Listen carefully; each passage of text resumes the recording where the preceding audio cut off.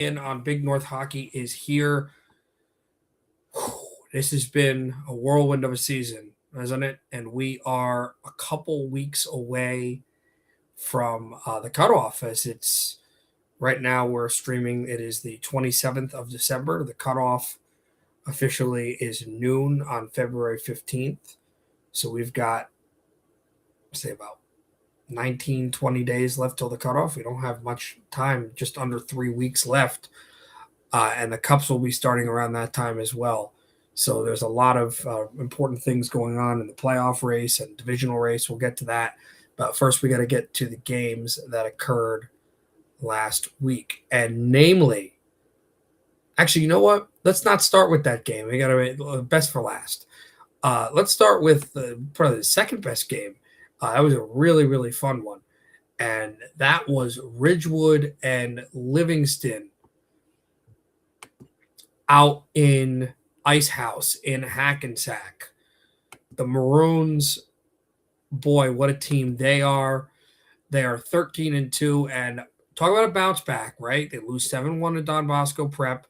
The runner-ups in Bergen County, yes, St. Joe's actually ended up winning the title. But then they got to go home, which was their first home game since January 9th against Ramsey Indian Hills, against a really strong Livingston team who was number one at the time in the North. They only had one loss, which was to division rival Westfield at that time. In fact, Westfield is a South team, so they hadn't lost to a team in the North at all this year. And Ridgewood made that fact null. In fact, these are two teams that finished in the Final Four of Public North last year. Livingston did not make the North Final, but they lost an epic to Randolph, the team Ridgewood beat in the semis. And so these are two teams that went to the Final Four last year, along with the other two being Northern Highlands and Randolph. But possible, very much could be a preview of the sectional final between the Maroons and the Lancers. And I think what was big for Ridgewood is they kept the best goal scorer, the sniper for the Lancers, in Matthew Zox, off the scoreboard, scoring goals. He did have an assist on the Jaden Rogers goal in the second period, which tied the game at 2. Jaden Rogers was by far Livingston's best player in that game. He had an assist on the wine rib goal and a goal, but AJ Lazaro took over. AJ Lazaro had 2 points, 2 goals, goal to make it 2-1, and the eventual game-winning goal in the third period. Oliver Grant only faced 21 shots. He had 19 stops. Ridgewood only had 24 shots on Andrew Downey, the Livingston goaltender. They're very good defenses, both of those teams. And I've seen Livingston. They are tall, they are rangy, very athletic defense. And Ridgewood was still able to get shots through and still able to get, a guy like AJ Lazaro. Marco Lancezaro, who we don't talk about a lot, had a goal. He had 1 point off that goal. And then Christian McCarthy had an assist. So did Marcus Braun, the D lineman, and Sam Sherman. They actually kept Will Lazaro off the score sheet, but it didn't matter. Ridgewood still with an absolutely electric win over the Livingston Lancers. And as we mentioned, could possibly be a preview of the sectional final between Ridgewood and Livingston. So massive win for the Maroons. Just an amazing win out there for them, and no doubt about it. Now we go over to other game. What was the other game that there were a couple other games. One of them was canned. Riverdale Westwood Emerson was canned because it was supposed to be on Sunday, I believe. That was that massive snowstorm, so that wasn't going to happen in Hackensack. And it got canceled completely because it was an out-of-conference game.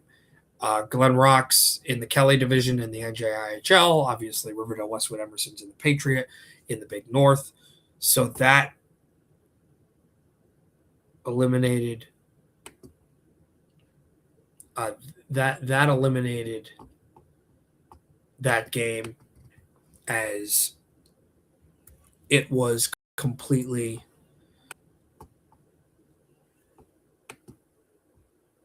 that game wasn't going to happen because there was no reason for it to happen in the conference. But now we'll go to the Tenafly Crescia Leonia game, and a surprising win for a TCL team that's starting to rise and now pretty much in priority position to actually punch a third consecutive playoff spot. And this is what kind of confused a lot of different things on the fact of how good Fairlawn's been. But then you lose a game like that to a team that's under 500, but TCL still have a lot of skill. And so for them, they got a big, I believe it was a 6-4 win over the Fairlawn Tri-Op of Fairlawn Dumont Bergenfield. It was an 8-6 win, excuse me. It was more goals than I had thought. There were 2 more on each side. But Evan Moy, who has been kind of underrated behind Troy Knaus. Troy Knaus had 3 assists, but Evan Moy had a hat trick for Tenafly Crescia Leonia. Troy Knaus, he was a monster as well because he did not have a hat trick, but he had 2 goals, an assist on the first Moy goal, an assist on the Phil Cho goal. They also got an assist by the goaltender, Max Lukin. Troy Knaus ended up getting a 5, the defenseman, Max Lukin, and he ended up getting a 5-point night. And the goaltender, Yotam Goldfarb, got an assist as well. Yotam Goldfarb, who is a young goaltender and only as a sophomore, got his first career point on an empty netter. I mean, not a goalie goal, was pretty close. In high school games, so hard as a goaltender to get an assist. And so congratulations to young Yotam Goldfarb. Dylan Ferlanti and Gavin Shaw had a couple goals for Fairlawn Dumont Bergenfield. Ferlanti had a ton of points for FLDB. He had 5 points as well. But I think one of the differences in this game was, if you notice on the point scoring, we talked about Shaw, we talked about Ferlanti, Max Sorokin, Logan Akarevia, Declan Kober, but no points for Devin Bittner, which is really surprising, as we're going to see on our points and goals list. He is the second leading scorer of Fairlawn Dumont Bergenfield. They scored 6 goals on Yotam Goldfarb, and not a single point. It's not like the 3 goals scored by Ridgewood, not a single point by Will Asaro. 6 goals. That's a whopping amount of goals. Not a single point by Devin Bittner. So you got to credit TCL's defense for keeping a guy like Bittner off the score sheet. That's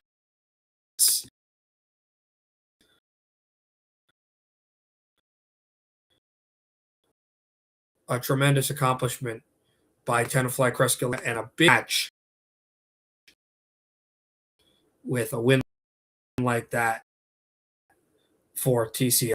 And now we move on to the final game. Mention, if I can get it up, and that was Old Tapan Demarest New Milford up against the Pascack Park Ridge hockey team. And this was big. This, at the time, if they got a win in Northern Highlands, ended up losing to Tenafly Crescia Leonia, which that game never occurred because that got snowed out. That was supposed to be yesterday.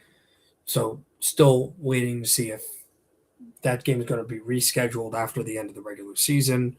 Highlands still has a couple more games. We're not sure if it does, but Pascack couldn't worry about that. They had to take care of their job, and they took care of their job.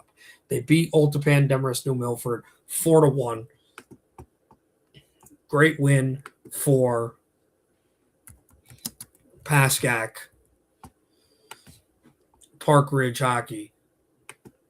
I mean, we talk about the kind of goal scorers that they have on their side, and they played a pretty good defensive game, locking out Old Tapan Demarest New Milford.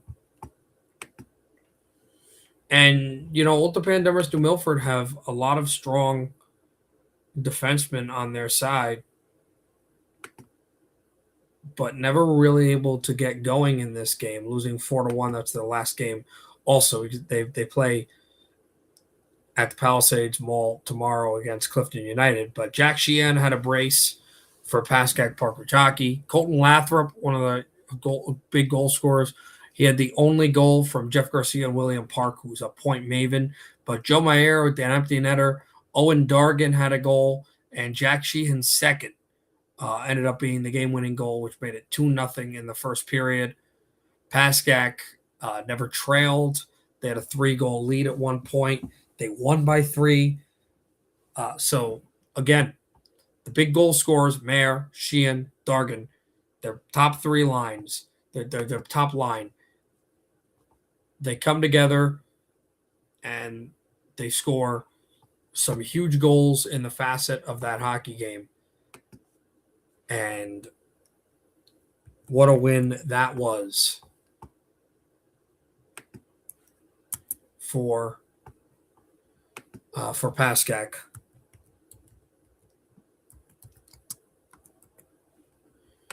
What a win indeed. But now we go over to the big game in the county tournament game, which was Passaic. We're not going to cover the final in Bergen County. It was a great game, overtime win for St. Joseph Montvale over Don Bosco Prep. But that's out in the Gordon division and Gordon Conference in the American division. We don't cover that, so we're not really going to talk about that. If Ridgewood or Highlands would have won, then we definitely would have talked about the final, even if they would have lost to a Gordon opponent in the final. But we definitely would have talked about that if that had occurred. But it did not. So let's bring up the Passaic County Championship game. And boy, was this good. It was the another matchup between Wayne and PCTI. PCTI had been running the gauntlet in Passaic County in the championship game, but this was really interesting because it was all about defense for the most part.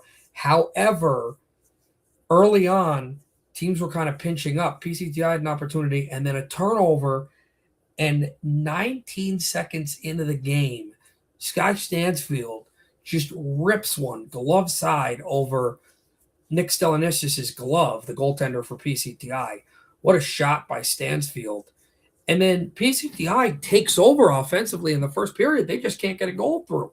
A bunch of turnovers, a ton of penalties by Wayne.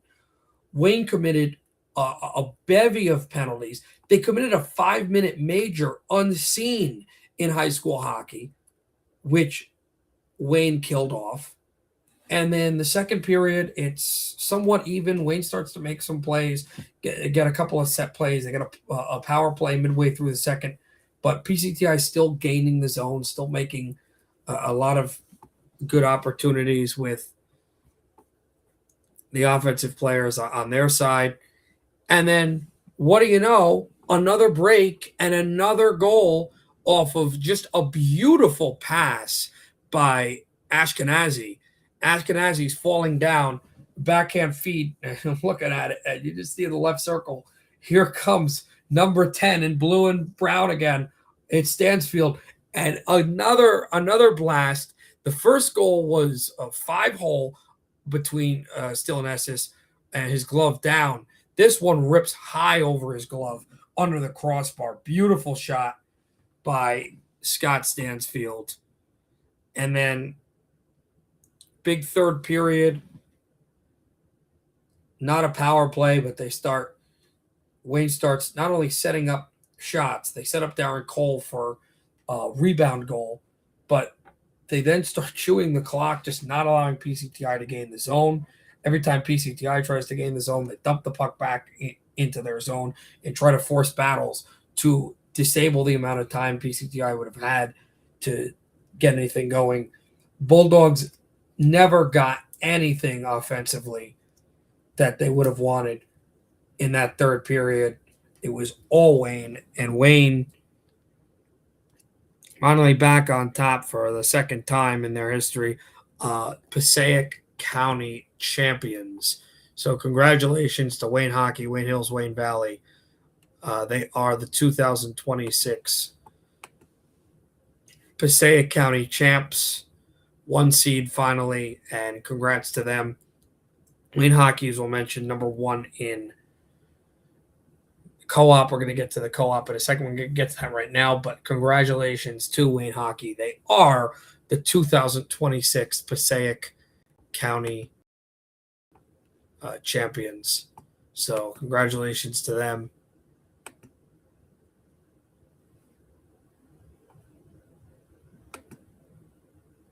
Who have been really, really strong. And so that's definitely a thing to be proud of if you're Wayne Hockey or Scott Stansfield, Ashkenazi.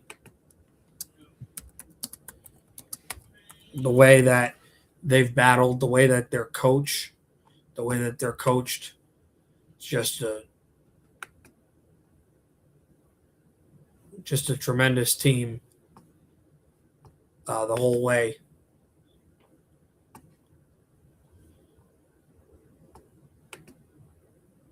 For Wayne.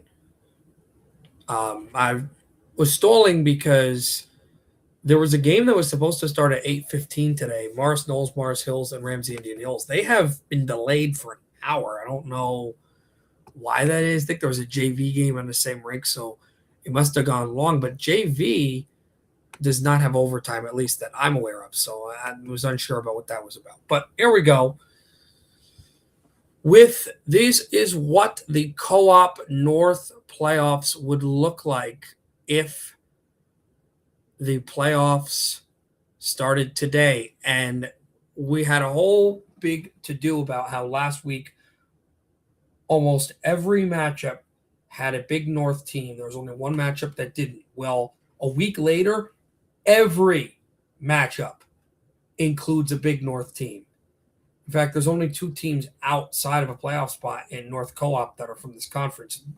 They're both from the Stars division, both from the Stripes division in Ramsey Indian Hills and Lakeland Hawthorne Waldwick, and both are unlikely. Maybe Ramsey Indian Hills could slide up possibly, but Lakeland Hawthorne Waldwick is extremely unlikely to make the playoffs. And if they would be jumped at a 16 seed, and they need a bunch of wins and some help if they want to do that, with only 2 wins on the season.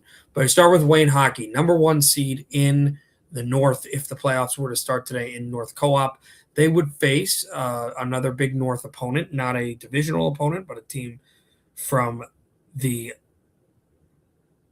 Freedom Division in Tenafly, Crescaleonia. That'd be an interesting battle. That'd be out at Ice Vault, which TCL is very familiar with. They'd be extremely familiar as well because they would be out playing likely in the Bronze Cup. Silver Cup out in Ice Vault. West Essex Caldwell would host West Milford, Pequannock, Pompton Lakes to rematch 8-9 from when they met out in that big matchup that they had earlier in Englewood when West Milford, Pequannock, Pompton Lakes rolled over West Essex Caldwell. In fact, if they stay close, there's a possibility that West Milford, Pequannock, Pompton Lakes could end up being put as the home team because of tiebreaker. It would depend, though, how close the PowerPoints are. I think West Essex Caldwell is a slightly stronger schedule, being in a tougher division, strength of schedule-wise. But right now, yes, they would be home, West Essex Caldwell would, against West Milford, Pequannock, Pompton Lakes. That'd be at Cody Arena in South Orange, West Orange. KJS United as the 4 seed, that's 8-9 before. 4 seed would face 13 seed from the Big North in Paramus, Mahwah, Lyndhurst. So EJ Scherer would have to face the Prospect, Francisco, and a lot of other great goal scorers on KJS. We'll talk about KJS later when we do our top 5 rankings. Of course, that'll be a lot of fun. Top 4 ratings with matchups, because they are playing another Big North squad later this week. So that'll be KJS and Paramus, Lyndhurst, Mahwah. Then the 5 seed, and that would be at Skylands Ice World, Hardyston, in Sussex County. The 5 seed is Old Tappan, Demarest, New Milford, and they would face Morris Knolls, Morris Hills, which is playing Ramsey Indian Hills right now. That would be at the Palisades Mall. The 3 seed is Mohoha, Mount Olive, Hopatcong, Hackettstown. They would host at Menin Arena Clifton United, as Clifton United is slotted right now as the 14 seed. And then, interestingly enough, Riverdale Westwood Emerson, from being at the bowels, in the bottom of North Co-op, has slid to a position where they'd be hosting a playoff game at the 6th seed. They would host 11-seeded, another team from Mohoha's division, actually, from the Halverson to the MCSIHL, in Park Regional, the high-scoring Whippany Park, Hanover Park Co-op. And that would be at Ice House between Riverdale Westwood Emerson and Park Regional. And that's another rematch, actually. That would be another rematch because they met earlier in Menin Arena when Park Regional was still undefeated. Park Regional offensively flexed their muscles on Riverdale Westwood Emerson, but this one would be at the Ice House. 2 seed is another team from the Big North. It's not the same as Wayne, but it's a team for another team from the Freedom Division in Pascack Hockey. In fact, all 3 of the co-ops in the Freedom Division right now are in playoff spots, but Pascack would be 2 seed. They would host 15 seed Verona Glen Ridge. By the way, Riverdale Westwood Emerson, we mentioned at the Ice House. This would be at Sportorama in Monsey, New York, where Pascack Hockey plays. That would be a 2:15 meeting over by playing Verona Glen Ridge, the young Verona Glen Ridge team with the freshman goaltender Jack Hughes. He's got a lot of fame because of his name. Whereas 86, the whole thing. They've got a good, solid defensive team, but that would be an interesting one from Monsey. And also yet another MCSIHL Big North matchup, 7-10 from Menin Arena. It would be Park Regional. That's Parsippany Regional. If Park Regional playing Riverdale Westwood Emerson. Parsippany Regional, that's the co-op of Parsippany High School and Parsippany Hills. And they would host Fair Lawn, Dumont, Bergenfield at Menin Arena. So there you go with all those a lot of Big North matchups. Every single one has something to do with a Big North team, and every co-op in the playoff spot, except for, we mentioned, the Lakeland Tri-op and the Ramsey Co-op. But now we'll move over to the public. Not as much, but all of the teams in the public Big North are in playoff spots. It is almost inconceivable that a single team from Big North Public will miss the postseason. We never know, but it's pretty hard with the 2 teams outside, the 3 teams outside being 0-1 Newark East Side, 3-7 with one of the lowest strengths of schedules in the state in Vernon, and 3-7-1, and then the 1-win Roxbury Gales. So it would be kind of unlikely for that to occur, but you never know. We've got only 3 matchups in Public North because there is a Big North team.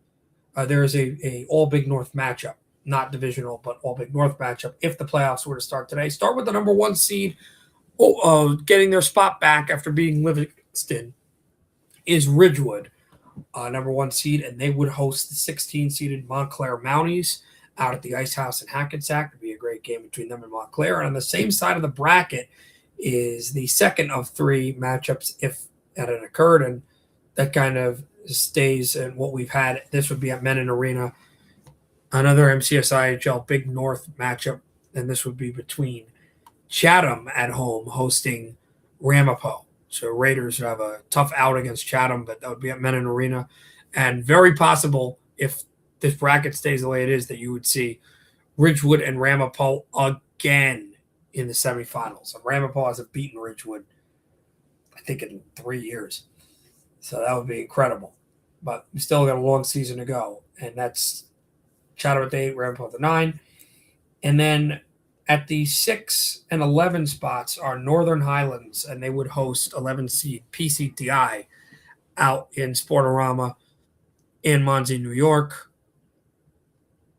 And the winner of that would end up facing the winner of a rematch of the first round from last year if it was to continue an NJIHL All Essex County matchup between Livingston and West Orange.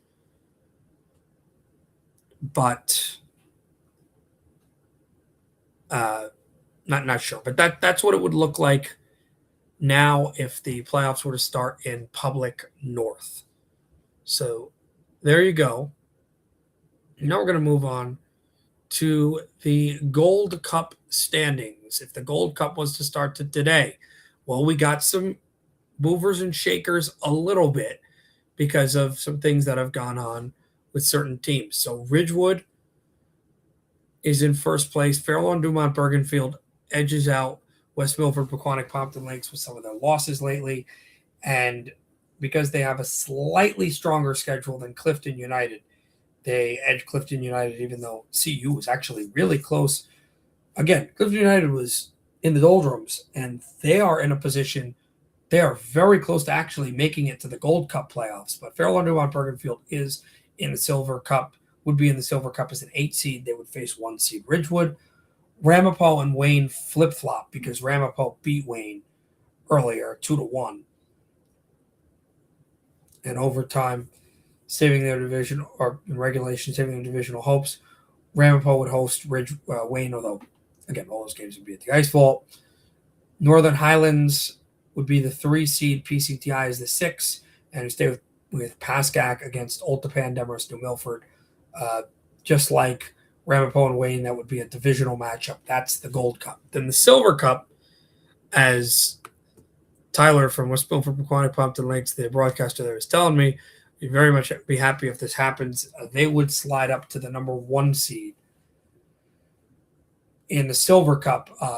They are the defending Silver Cup champions, and it would actually be a rematch in the first round of the Silver Cup final from last year between West Milford, Pequannock, Pompton Lakes, and their division rivals Lakeland, Hawthorne, Waldwick. Tenafly, Cresca, Leonia would be the 4 seed. Ramsey Indian Hills jumps up to the 5. Big jump as well. Riverdale, Westwood, Emerson jumps up to the 3 seed. Paramus,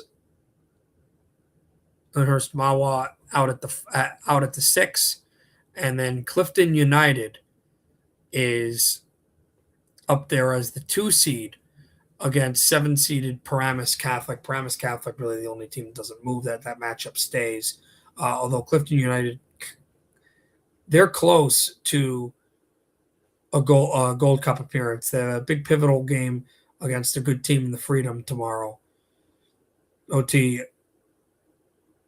DM, and M, and if they get a win there, they likely are going to be in a spot next week in the Gold Cup, but we'll have to see. But that is the Silver Cup, and now let's go on to the top 10 rankings in the Big North. Number 1 is Ridgewood. They stay there as they have, and definitely climbing their way to maybe becoming a team of the year. Remember, we're going to have a bunch of awards after the playoffs are all done. Team of the year, freshman of the year, sophomore, junior, offensive player, defensive player,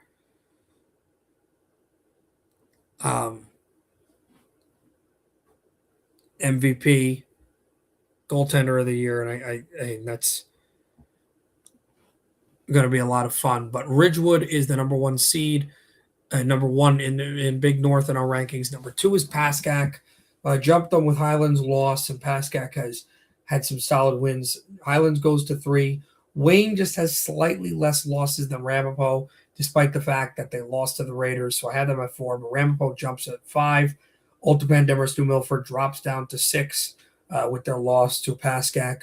PCTI stay where they are at 7, and then you have 3 teams line up, all from the Patriot division, which has become the Wild Wild West. Clifton United jumps as the 8. They have less loss to put them over Fairlawn, Dumont, Bergenfield. I don't necessarily always go by strength of schedule. I use it a little bit. It's used primarily more in Gold and Silver Cup. That's why Fairlawn, Dumont, Bergenfield is in 9th. And then 10th is Riverdale, Westwood, Emerson with some really solid wins, like one against Pascack. They've really started to run the table. They're lined up at 10th in the top 10 in the Big North rankings. So now let's go to the divisions. So we start off with the Freedom. Well, the Freedom can't be clinched this week because the Highlands game did not occur against Tenafly Cresco Leonia. Now, I have not seen that set. They haven't scheduled it. Or, excuse me, I said that wrong. They are going to be playing Tenafly Cresco Leonia.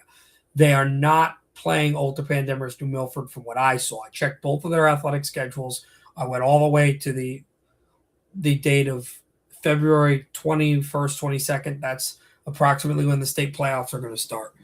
No schedule has been made for that at this time. Possibly in the 2 to 3 days between the end of the regular season and the start of the cups, while that's being seeded, there is a possibility that that game gets placed in Sportorama. Not sure, however. If it does not get placed, Pascack, all they got to do is win, then they win their division. If it does, then it's going to matter with wins and losses. Although Pascack Park Ridge, pretty much with being 4-1, they win that game. They're 5-1. Northern Highlands would have to keep pace, and with the amount of games that Pascack has right now, it would be very. If they win that game against TCL, they pretty much clinch the division. I'm almost positive. I'm just going to look at it just to make sure. Right now, I didn't put up a ticker of what will happen because the game is not. I don't believe the game is next week when Tenafly Cresco Leonia plays Pascack. I think it's or maybe next week, but I think it's later on that week when they play them. Pascack right now is playing Ramapo, which is a huge game we'll mention for other reasons. No, they play them the 17th. It's Highlands that I think plays them next week. The 17th is the week after. Actually, it's not even the week after next. It's the Monday before, not next show, but the show after that. So it's a while. But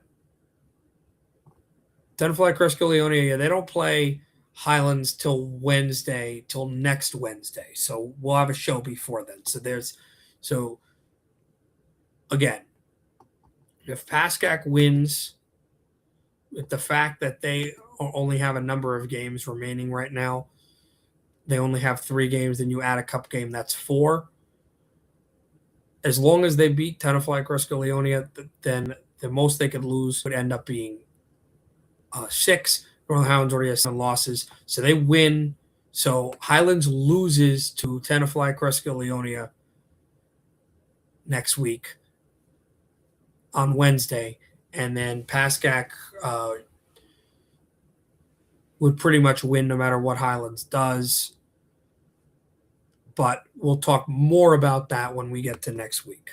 A draw would still enable a Pascack to win their division, but they would have to wait to take care of their business.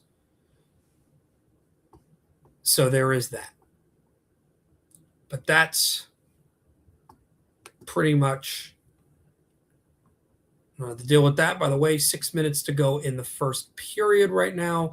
Ramsey Indian Hills is scoreless. It was down 1-0. They were scoreless, but they just gave up a goal to Morris Hills, who is shorthanded.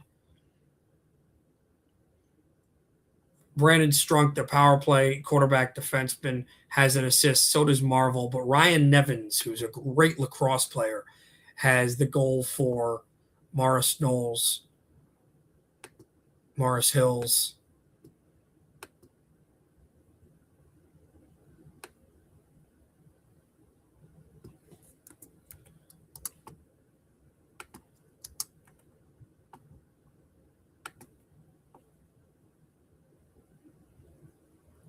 So far.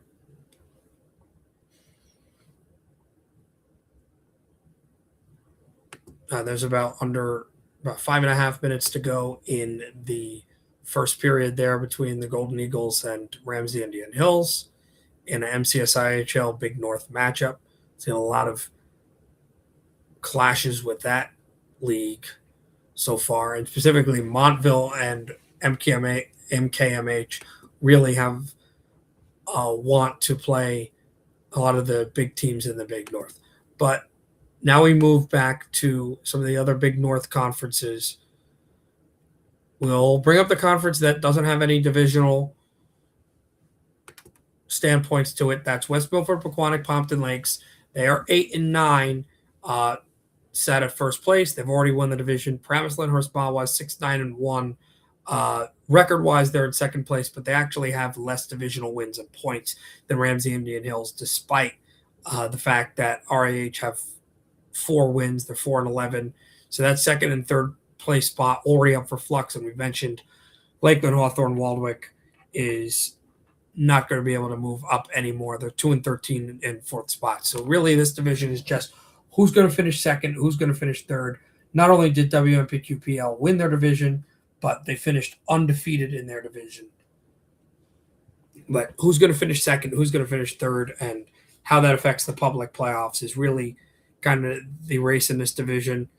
Lakeland, Hawthorne, Waldwick kind of too far back, and the division's already been won by WPQPL.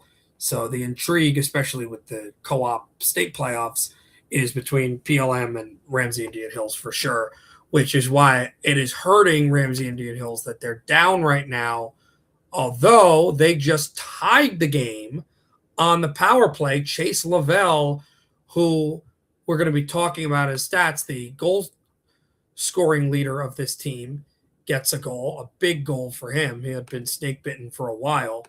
So it is now 1-1 between Ramsey Indian Hills and Morris Knowles, Morris Hills. So congratulations to Mr. Lavelle, Chase Lavelle, power play goal.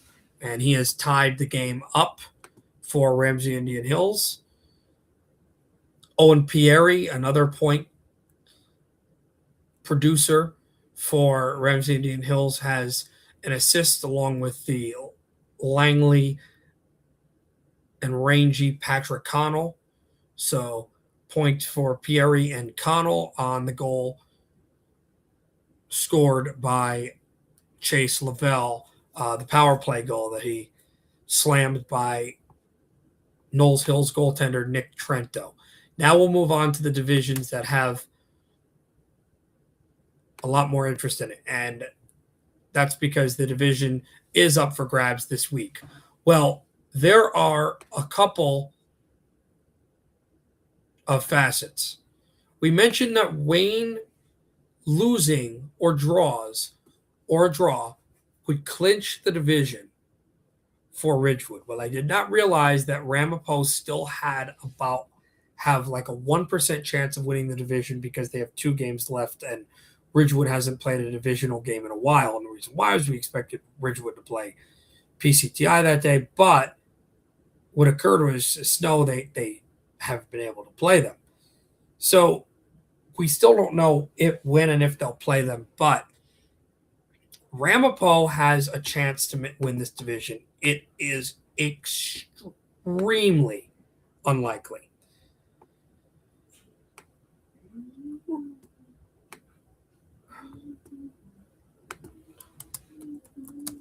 For Ridgewood, they can clinch the division this way. And currently, the way they can clinch the division is going on right now, although we don't have a score yet. Ramapo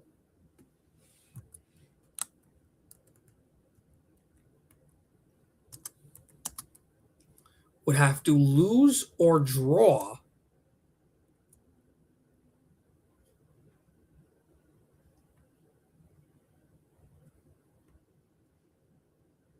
either versus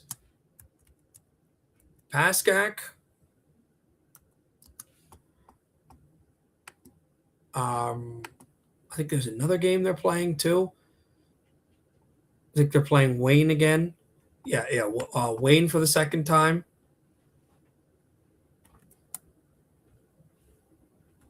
Or a win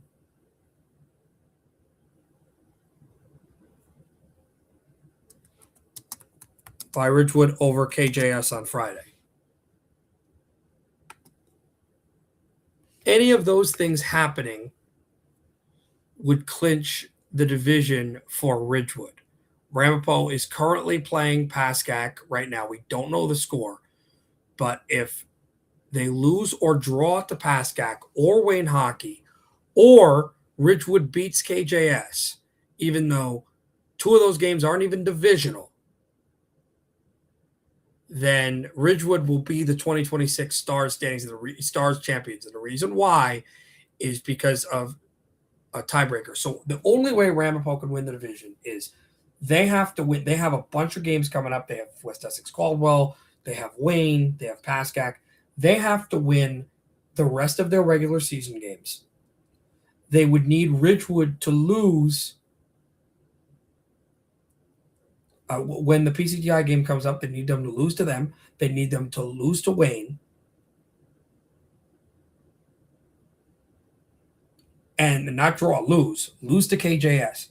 They would then both have to get to the Cup tournament, which they both would go to. Ridgewood would have to lose in the first round. Ramapo would have to win the Cup. All those things happen. Ramapo would win the Stars. But that is a lot of different variables that the Raiders would need. And the reason why is if they lose this game to Pascack, but they win all the others, and Ridgewood loses the rest, and they win the Cup, they both get spotted up at 6 losses, and they would have an equal amount of wins. Well, they would have an equal amount of points. The tiebreaker then becomes head-to-head, and Ridgewood has swept the season series. So that's what Ramapo needs. I'm going to see if we have this game finalized. It started at 8:15, so it's 9:45 right now. I don't think it's finalized. It's not. It's not finalized. I was going to say if it was, that would be absolutely tremendous, and we could tell you if they've won the division or not. But highly likely, if we don't find out the answer tonight, that we'll be showing you, congratulations to Ridgewood winning the Stars division next week. I mean, crazier things have happened, but it's not likely that Ramapo pulls this off, although it is possible.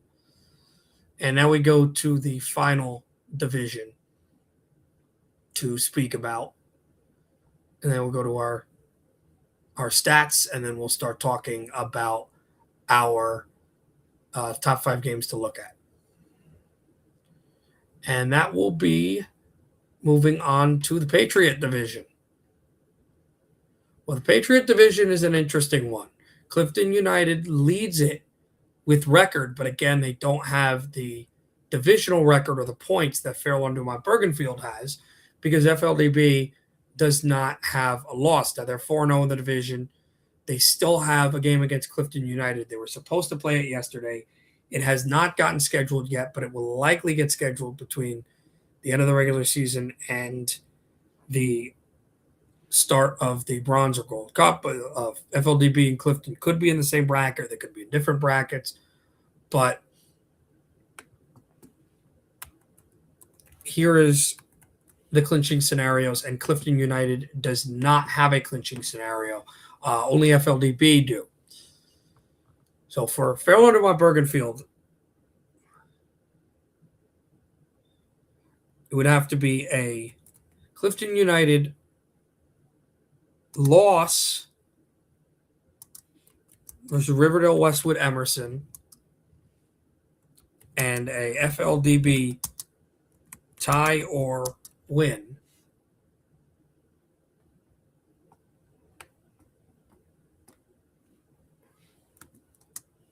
or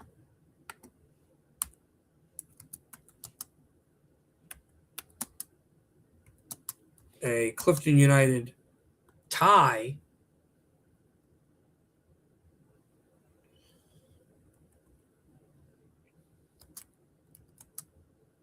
and a Fairlawn Dumont Bergenfield win,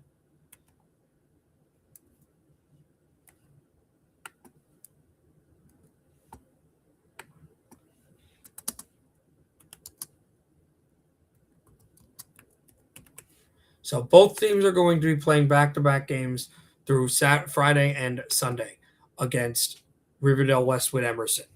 Riverdale Westwood Emerson faces Clifton United on Friday.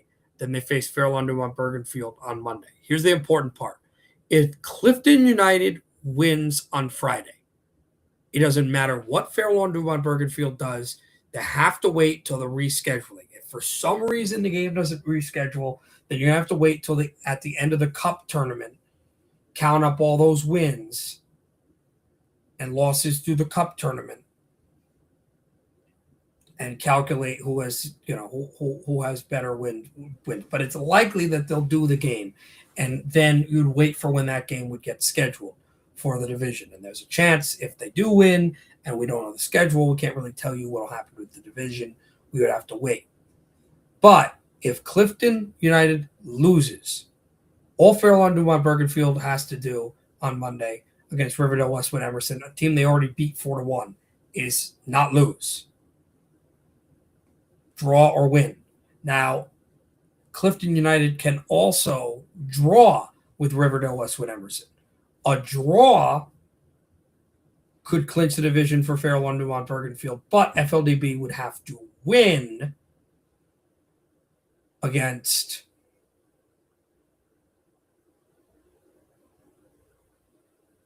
Riverdale Westwood Emerson on Monday. So you'll see there. Clifton United lost versus Riverdale Westwood Emerson, a Fair London on Bergenfield tie or win, or Clifton United tie and a Fair London on Bergenfield win over Riverdale Westwood Emerson. That is how the Patriot division gets decided. And so that is that for divisions. So we are not going to know. And remember, Clifton United losing by themselves does not clinch FLDB the division. FLDB still have to do their job.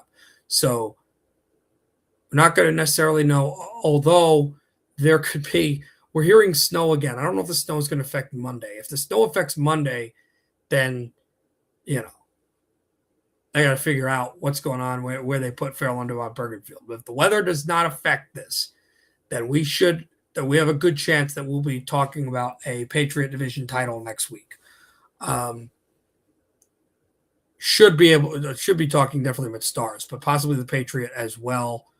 And obviously we'll have a lot more conversations with the Freedom, because Tenafly Cresco Leonia, when they're going to play, playing Pascack, when is Highlands going to book that game with Old Tapan, Demorest, New Milford? A lot there next week. But right now, that's what you got for these games. Now we're going to move over to the rankings, as we were mentioning, of our stats. Starting with, I believe this is goals. Yes, it is. This is goals, and I believe we have an end of period warning with the Ramsey Indian Hills game in Morris Knolls, Morris Hills. They just did the 5-minute break. They didn't do the ice cut. They are in the second period. It is 3-1 Knolls Hills. So Knolls Hills has taken a 2-goal lead. Strunk and Ryan Nevins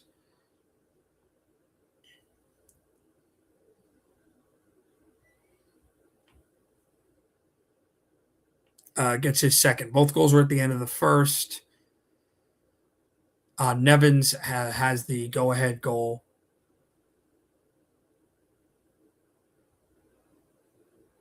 As well, and then Strunk struck late in the first with a third period marker.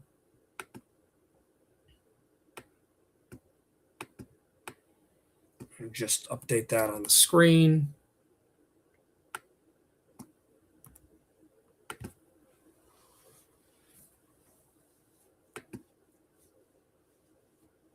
There's about 13 minutes to go in the second period there.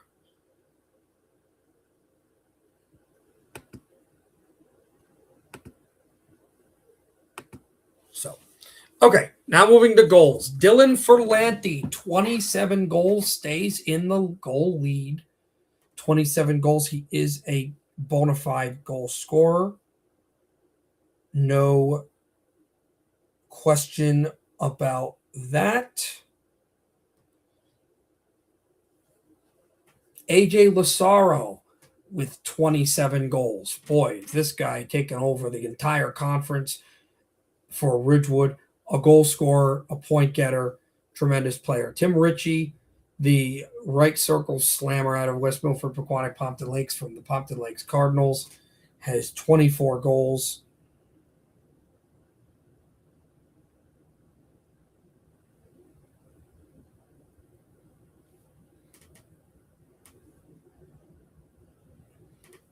And great by Tim Ritchie. Ryan Montana from Cedar Grove from Clifton United.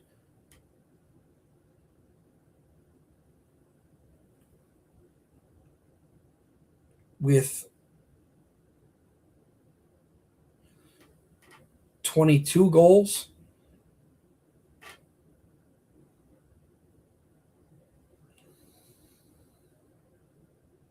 I mean, this guy is a bona fide goal scorer himself. And then Chase Lavelle at fifth with 22 goals, although he technically moves up to fourth with Montana dumping down to fifth because Lavelle got a goal today against Morris Knolls, Morris Hills. This was maybe before that game.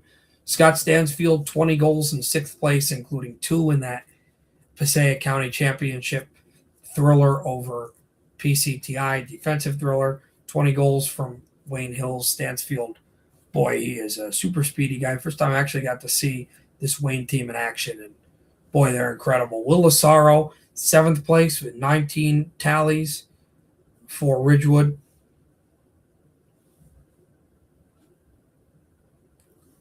Colton Lathrop had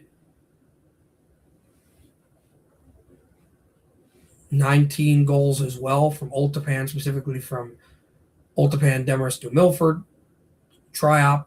Joey Barraquario, 18 goals in ninth place, and 10th, once again, is Troy Knaus from the Tenafly Cresca Leonia squad. He had a brace. He had 5 points in their win last week against Fair Lawn Dumont Bergenfield, and he is in 10th in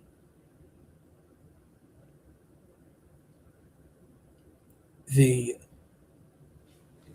top 10 Big North goal scoring list.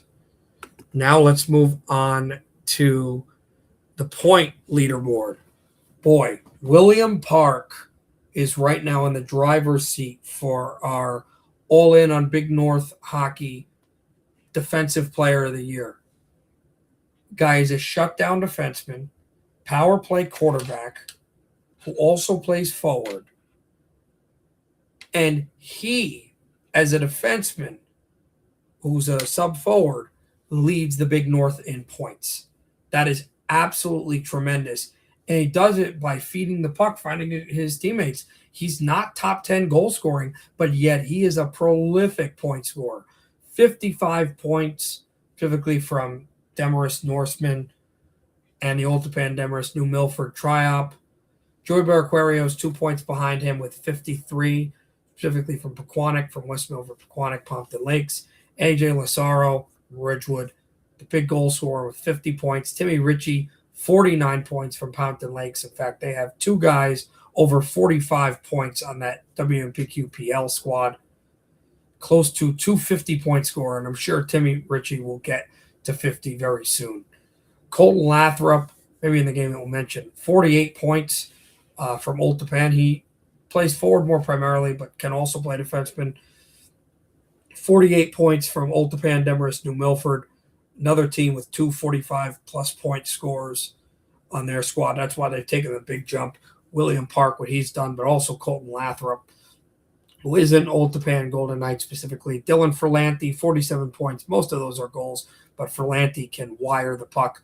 In fact, it's interesting. He has 47 points, 27 of those 47 points. 50% of all of his points are goals. 50% are assists, 50% are goals. He's like straight down the middle. It's kind of funny. Scotty Stansfield, 45 points for Wayne Hockey, specifically from Wayne Hills. 8th place, the other Lassaro, Will Lassaro, has 37 points for Ridgewood. Devin Bittner, 37 points for Fairlawn. Dumont Bergenfield, also from Fairlawn. We mentioned how his absence hurt them from the score sheet, hurt them in the game over Tenafly Cresco Leonia. And Davin Friedman just ahead of tiebreaker with Chase Lavelle in 10th place from Northern Highlands. Great for Davin Friedman, the in front net presence guy. And now we move on to the saves, on to goaltenders. You got goalie average and assists coming up in a little bit as well. Matt Montana, 593 stops. He has not played the last 2 games, so has not gotten a save since last show. But it's funny. Hasn't recorded a save in the last 2 games yet. With that being said, he is still over 140 stops ahead of the next guy, and he hasn't played 2 games. Ridiculous. What a goaltender Matt Montana is from West Milford, Pequannock, Pompton Lake, specifically from West Milford. Thomas Canataro, we talk about him a lot. Defensive end and tight end on the football team. Goalie of Clifton United, 451 stops, specifically from Cedar Grove. Lucas Egan, 405 stops from Wayne Hockey from Wayne Valley. Dan Stolars, the freshman, another candidate for freshman of the year. Paramus Catholic has struggled, but he has not. 393 stops in his freshman season. Matthew Kaimoff, the big sophomore goaltender of Northern Highlands, with 375 stops in 4th place. In 5th place, Tyler Rothschild. In 6th place from Pascack Hill, specifically Pascack Hockey there too. 372 saves for him. Jack Feinstein, the starter of Fairlawn Dumont Bergenfield, has 367 stops. Luke Leheroux with 355 stops for the Ramapo Raiders. Oliver Grant finally makes the top 10. He is a bona fide goaltender. 316 stops from Ridge. We talked about him facing a good amount of the Wayne shots, even though Lucas Egan was the main guy in the Passaic County Championship. His counterpart, who did play well, Nick Stylianesis, in 10th place with 304 stops from PCTI.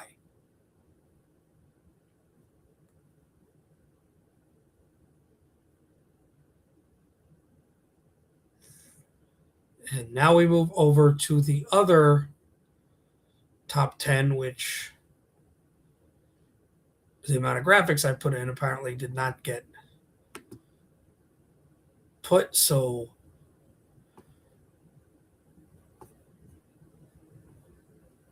give me a second to get those. That is the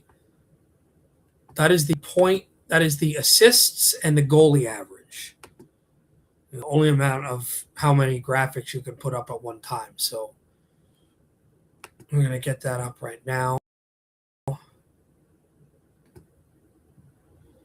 Specifically the assists and the goalie average.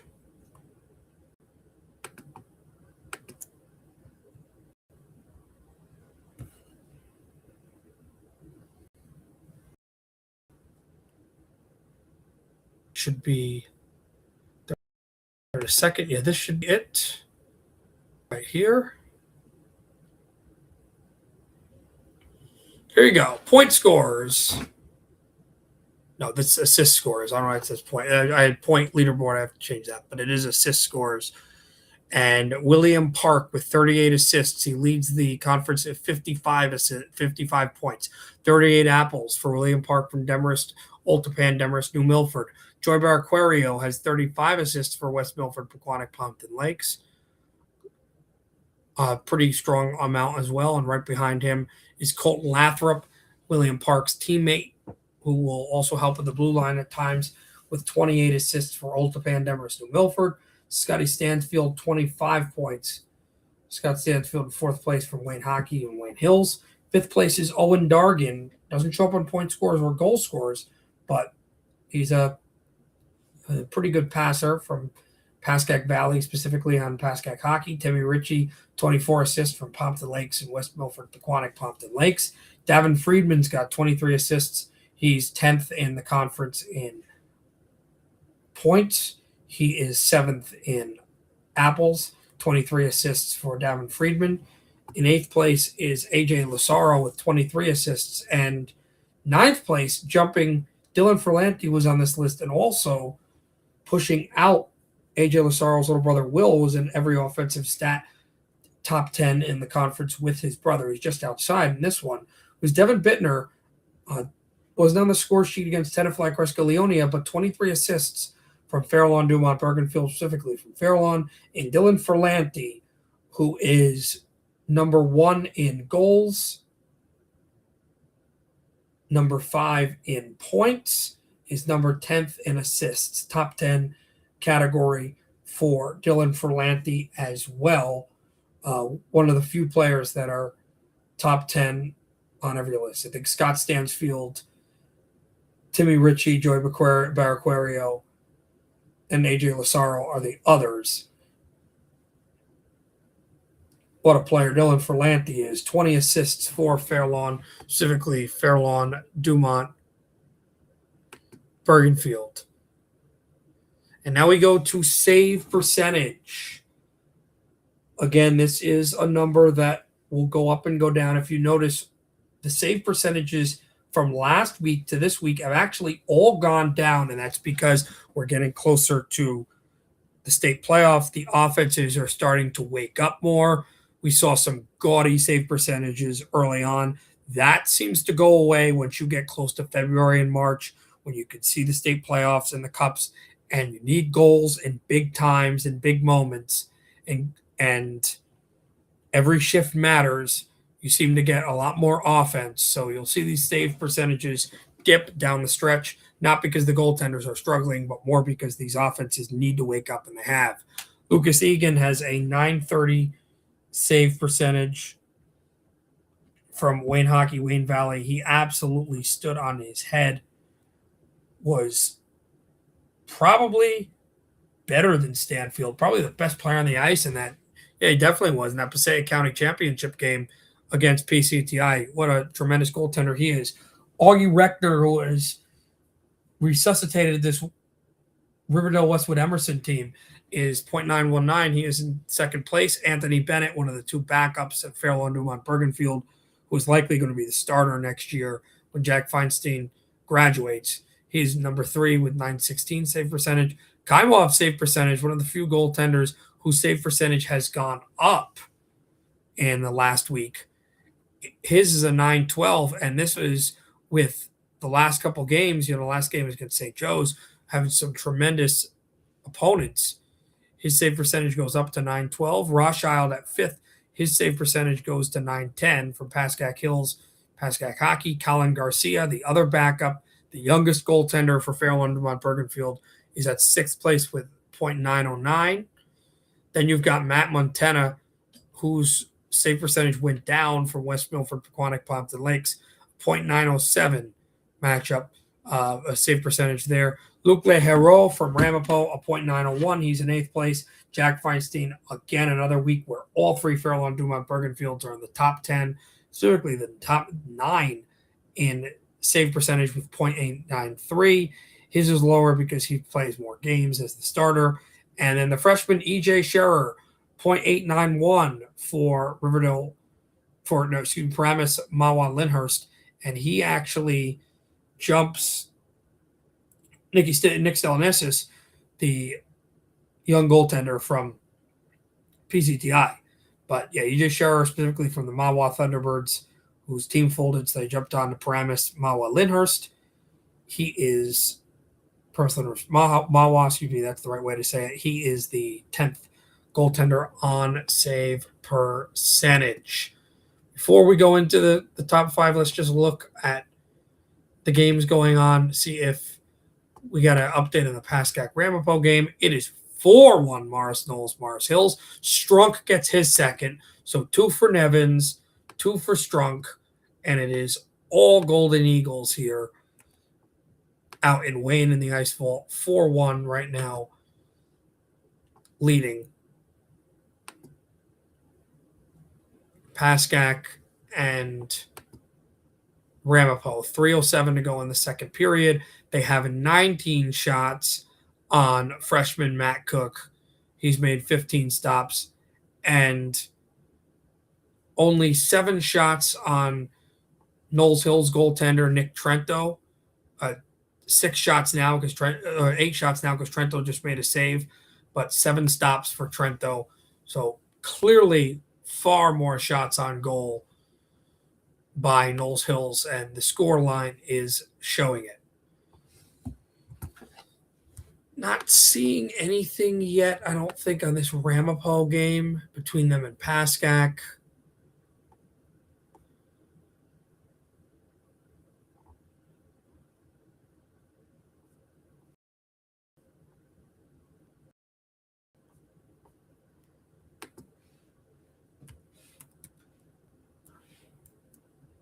Not anything yet. Just doing another quick update to make sure that that's not final. Because if it is, we'll stay on and talk about it. No, it's still not final yet, from at least from what we see. Yeah, definitely not from what we see.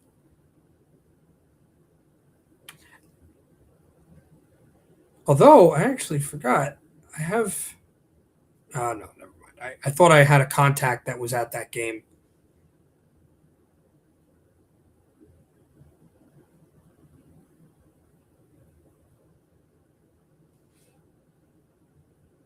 But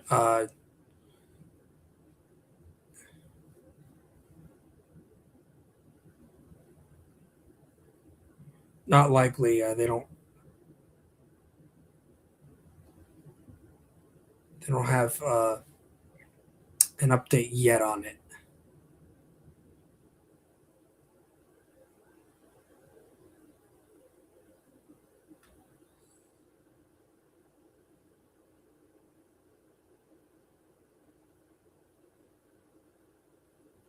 Yeah, nothing yet, unfortunately. All right, let's go to our final score updates. Or not score updates, excuse me. Let's go to our final score previews, starting with the first of 2 top 5 scores top 5 previews that we'll talk about, with one of the teams facing a out of state opponent. Northern Highlands travels to Darien from Connecticut, a prep school that has only faced one New Jersey team once this year in another sport, and that was St. Joseph Metuchen in football. I believe the Falcons won that game.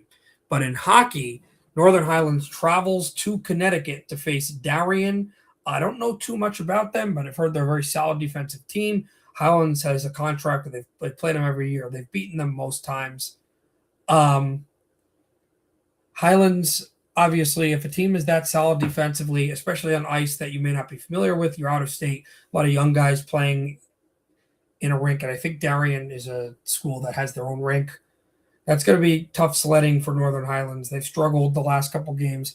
I think Davin Friedman's going to have a pretty good day, but I think the game will end 3-2 in not in overtime, but maybe a goal with about 5 minutes left. I think Darien, the Darien Blue Wave, that is their team name. I think Darien, Connecticut Blue Wave, from Connecticut Blue Wave, will flood Highlands. You know, you'd hope that the Highlanders could get it done with some guys like Barada, guys like Friedman, but I just don't think they're going to be able to get it done. I got Darien, Connecticut, Darien from Connecticut, but school Darien, getting this done. Let's talk about the big game on Friday, which is going to be a possible, not a division clincher, but a possible divisional tilter towards Fairlawn's side if Riverdale Westwood Emerson can get it going. I believe this is in the Ice House. I'm pretty positive. And that is between Riverdale Westwood Emerson and Clifton United. I think Riverdale Westwood Emerson gets this done. It could be a close game. Obviously, Montana has to be big on the goal scoring side. As a goaltender, you've also got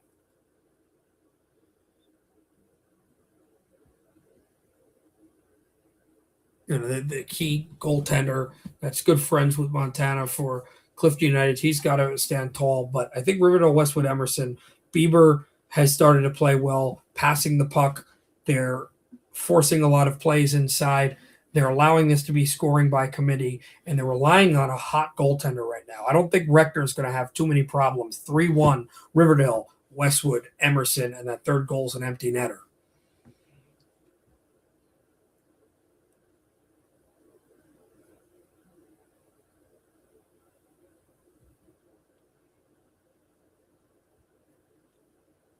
Now we'll move on to Hillsborough taking on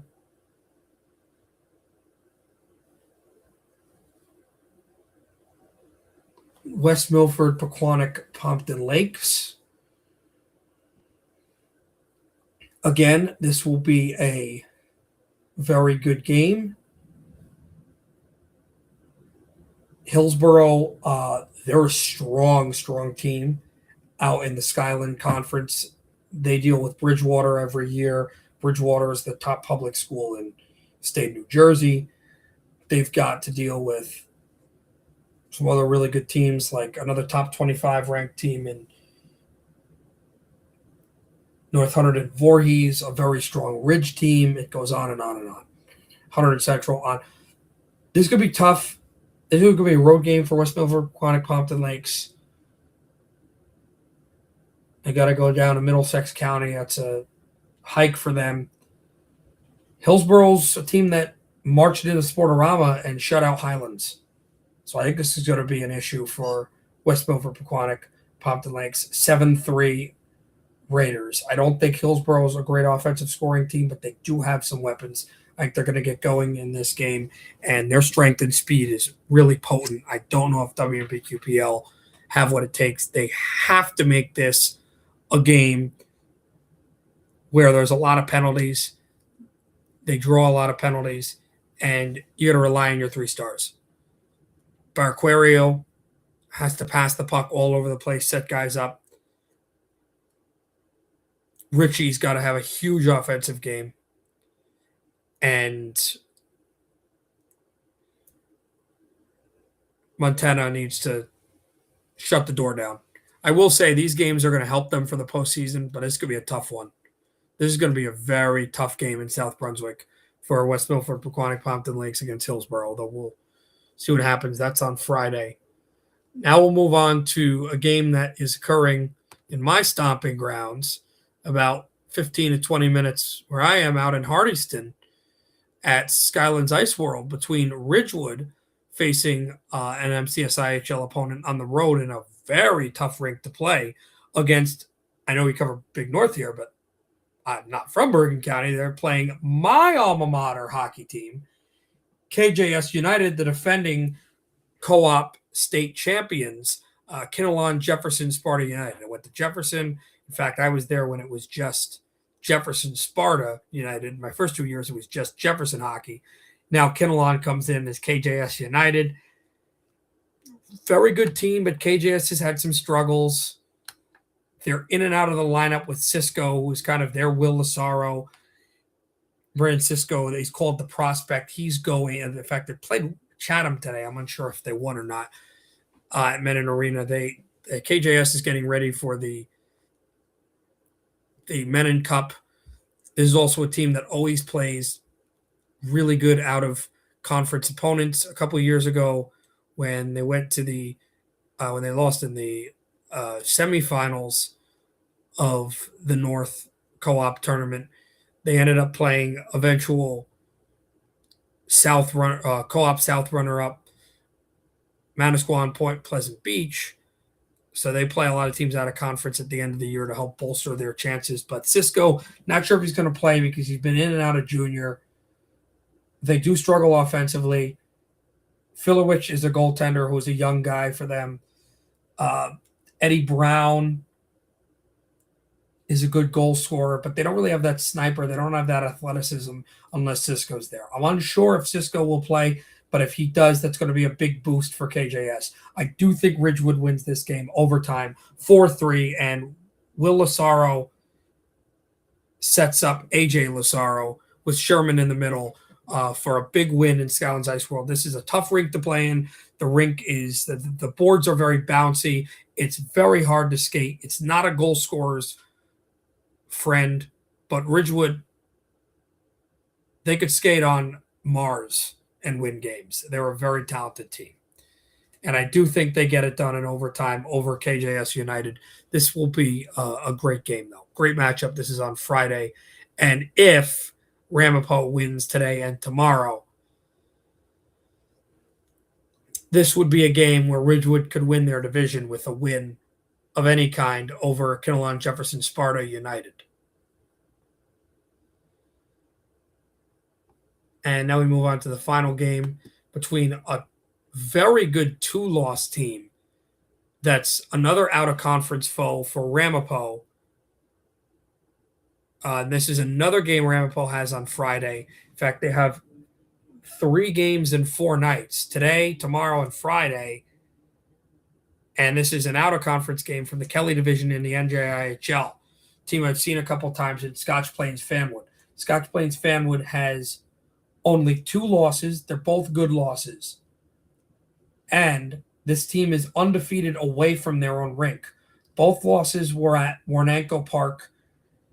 Their first coming to divisional rival non-NJSIA prep school, Frisch Academy, from Hackensack, which is a Bergen County team that's not in the Big North or in the NJIHL.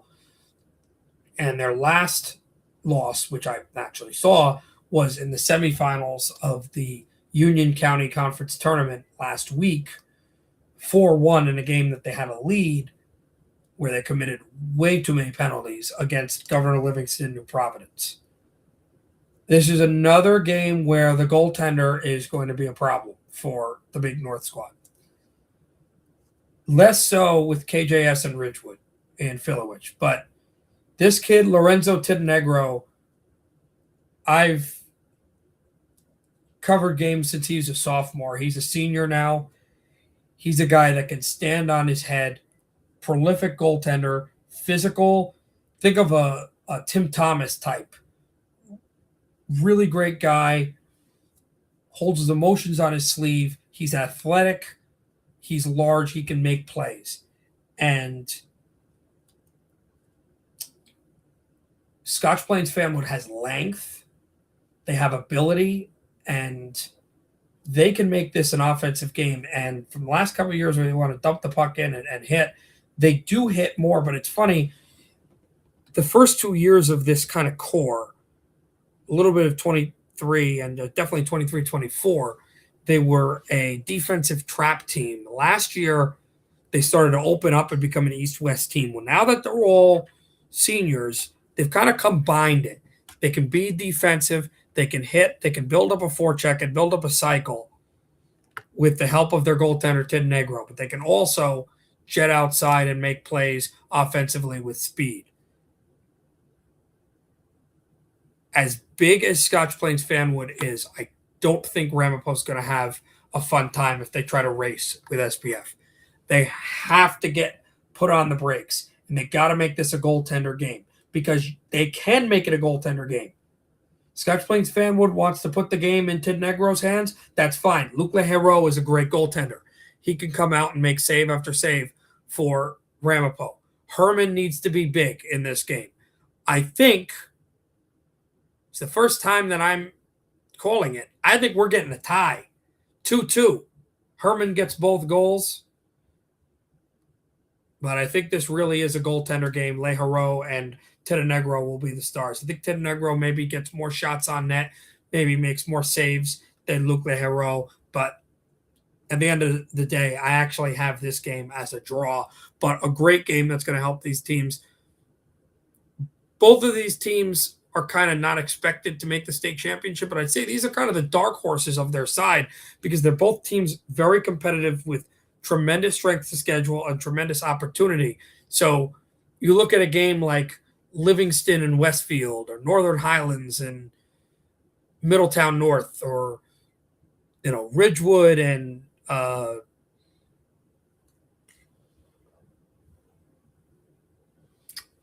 don't know. I'm trying to think of another, really, really strong team out in the South. Public.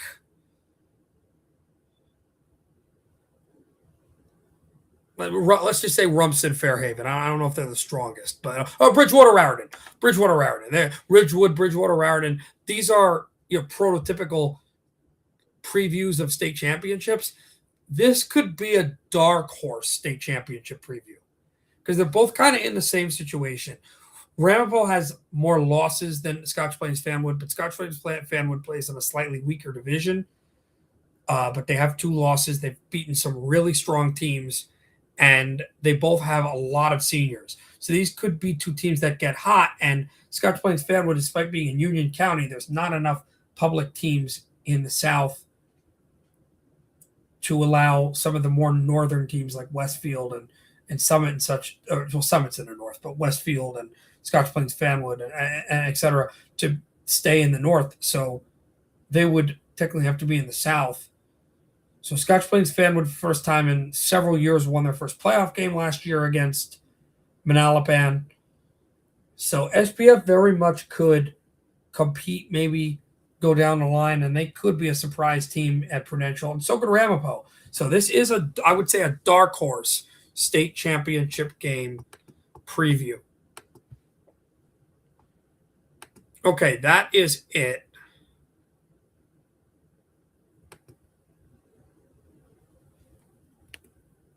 Let's just look and see if there's anything else.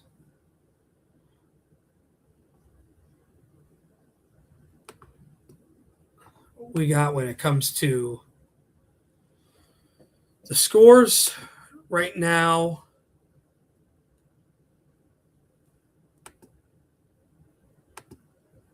The third period is about to start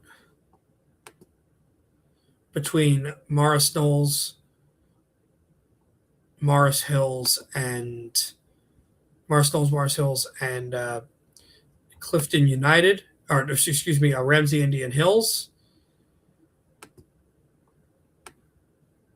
So we're not going to get the final on this show, obviously, but the main thing is the Ramapo game.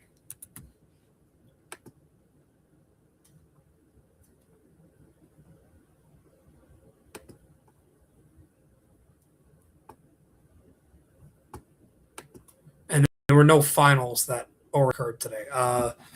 NJ doesn't have an update yet on Ramapo.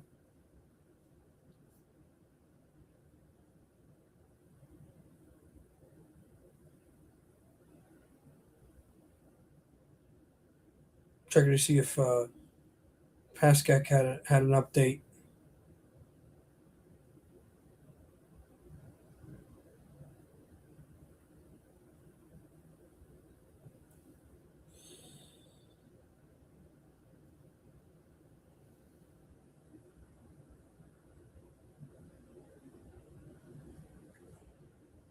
Nothing yet from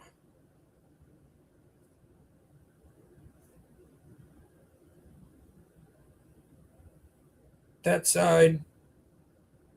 So unfortunately, we don't have an update still on Ramapo and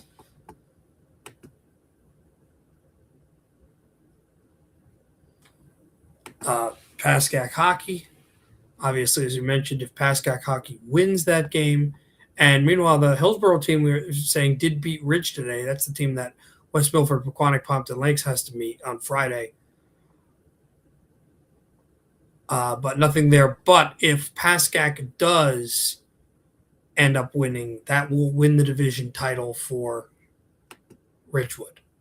But that's it for us. We'll see you next time, Wednesday. That is what date is that? Tuesday. What date is that? The 3rd.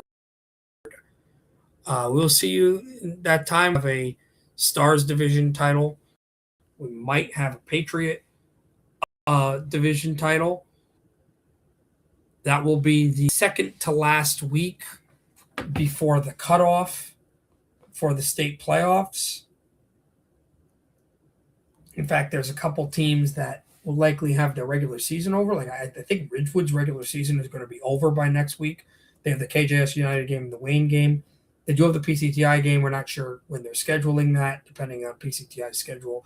But we will see you next time, and there will be even more to talk about as we get close to the unveiling of the brackets with the Gold Cup, the Silver Cup, and the state playoffs and everything else. Because remember, we got 2.5 weeks left before the state playoff bracket is set. And also, not next show. That's the 3rd. Yeah. Not the show after that, but the show after that, I believe later on, before we go live, we'll, not next week, not the show after, but the show after that, 3 shows from now. Not counting this one. The state playoff brackets are going to be unveiled. And we're definitely going to be breaking down that. It could be a lot of fun. It's going to be exciting, but we'll see you next time. Thanks, and enjoy your week, and enjoy your Big North.